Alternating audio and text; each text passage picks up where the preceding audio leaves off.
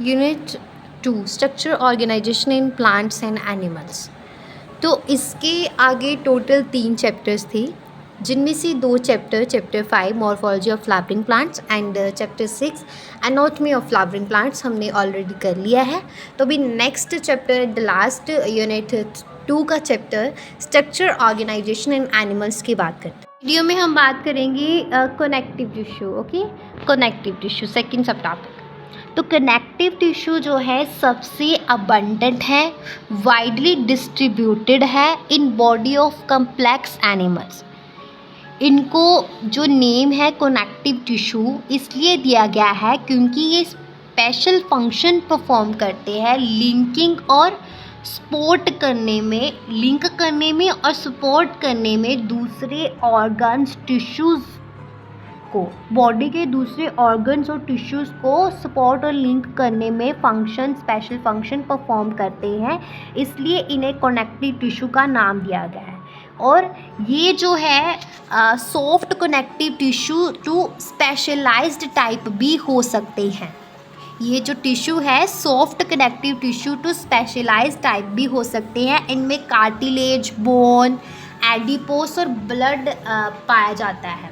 Okay, और जितने भी कनेक्टिव टिश्यू है ब्लड को छोड़कर सभी जो है सिक्रीट करते हैं fibre of structural protein.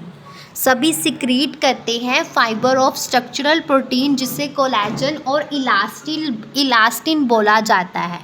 Fibres provide करते हैं strength, elasticity and flexibility.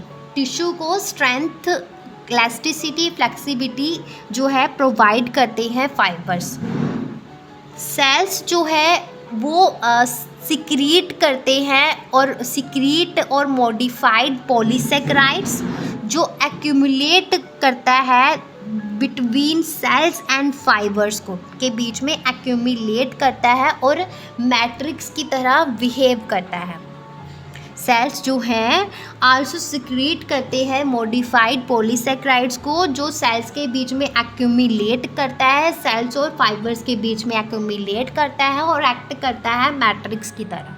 Connective tissue 3 तरह का होता है, dense connective tissue, loose connective tissue और specialised connective tissue.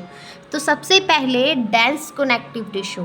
Dense connective tissue fibres और फिब्रोब्लास्ट्स, फाइब्रस और फिब्रोब्लास्ट्स जो है इसमें कंपैक्टली पैक्ड होते हैं, कंपैक्टली पैक्ड होते हैं। और ओरिएंटेशन ऑफ फाइबर्स जो है डेंस जो कनेक्टिव टिश्यू ना हमारे 2 तरह का होता है, इरेगुलर और रेगुलर। रेगुलर और रेगुलर, अगर इनके अंदर ओरिएंटेशन जो है वो रेगुलर है तो डेंस रेगुलर टिश्यू, अगर ओरिएंटेशन जो है इरेगुलर है तो dense irregular tissue. Then loose connective tissue. Loose connective tissue में क्या होता है, it has a cells and fibres. इनके अंदर जो सेल्स और फाइबर्स पाए जाते हैं वो लूजली अरेंज्ड होते हैं in a semi fluid ground substance. Semi fluid ground substance में जो सेल्स और फाइबर्स है वो लूजली अरेंज होते हैं।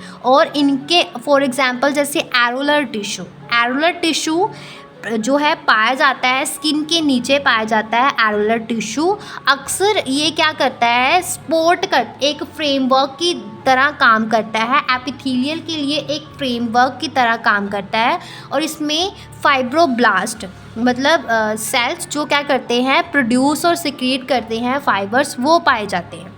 Then specialised connective tissue. तो स्पेशलाइज्ड कनेक्टिव टिश्यू क्या है, स्पेशलाइज्ड कनेक्टिव टिश्यू में कार्टिलेज, बोन्स, ब्लड पाया जाता है। तो कार्टिलेज क्या है कि इंटरसेलुलर मटेरियल ऑफ कार्टिलेज जो होता है वो सॉलिड होता है, लाइलेबल होता है और resistant compression. Cells of this tissue क्या होते हैं, इनक्लोज्ड होते हैं इन स्मॉल कैविटीज़। इन स्मॉल कैविटीज़ में इस टिश्यू के जो सेल्स हैं वो क्लोज्ड होते हैं, किसके साथ, मैट्रिक्स के साथ, और सिक्रीट किए जाते हैं बाय देम।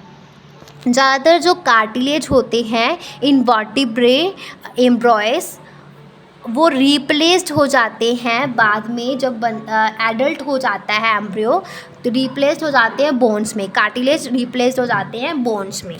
तो यहाँ तक समझ आया आपको।